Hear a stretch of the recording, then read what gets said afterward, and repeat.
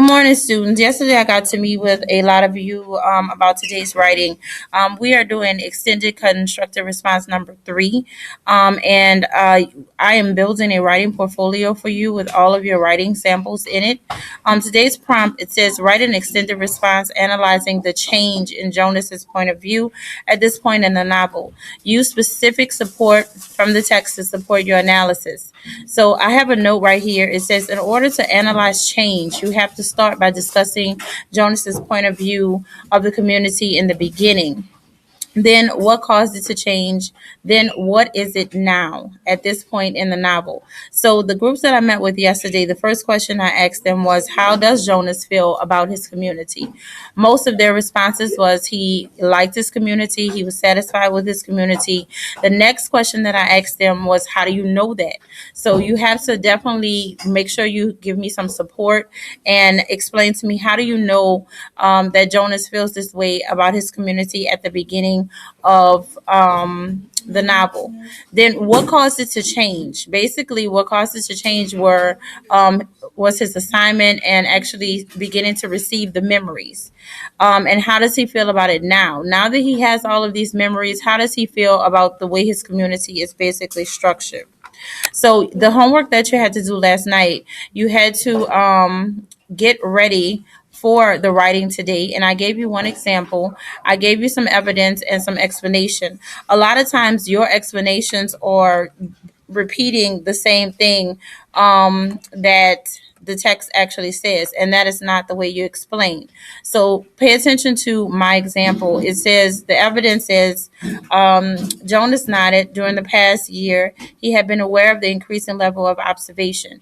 In school, at recreation time, and during volunteer hours, he had noticed the elders watching him and the other 11s. He had seen them taking notes. He knew, too, that the elders were meeting for long hours with all of the instructors that he and the other 11s had during their school years of school. This comes from chapter 2, page 15. My explanation of that text, it says, the text expresses the process the community uses to make observations about assignments. Jonas is very aware and comfortable with the observations because he understands it is necessary to make the best decision for each of the 12s who will be assigned.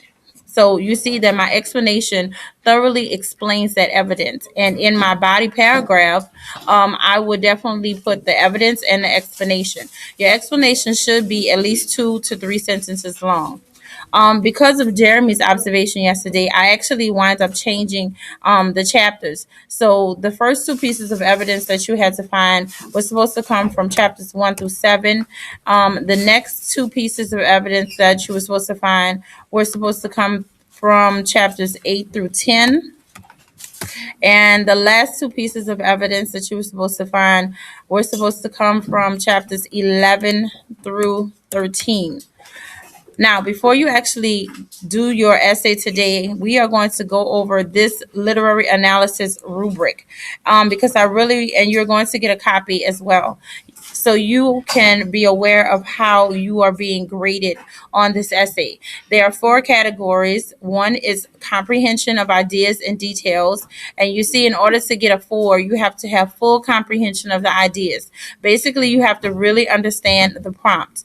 Written expression, you have to effectively and consistently use the textual evidence and support what you're saying in a purposeful and easy to follow manner. Knowledge of language conventions, the highest you can get for this is a 3. Basically, this covers capitalization, punctuation, spelling, indentation, so on and so forth. And a lot of you are not getting that 3 because you are not rereading, you're not going back and revising your writing, and you are not following the basic structure of an essay. So you also get points for structure. In order to get a 3 for this part, you have to make sure you have an introduction, 2 to 3 body paragraphs, a conclusion paragraph.